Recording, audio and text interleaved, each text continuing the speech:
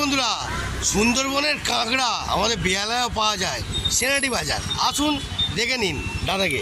কোথাকার মাল এটা? সুন্দরবন। হ্যাঁ, ক্যানিং সুন্দরবন। দেখে নাও কাঁকড়ার সাইজ। Of lovely. বুঝতেছেন বন্ধুরা, দু রকম আছে, ছোট বড়। ওই দিকে এই মালটা একটা তোলো দেখি দাদা, একটা তোলো দেখি, একটা তোলো। ওরে বাবা রে, তাগড়াই মাল আছে। আরে বাবা, আরে ছোটো মাল, ছোটো মাল কত দাম আছে এটা? এই বড়টা 550, 500 করে। 500।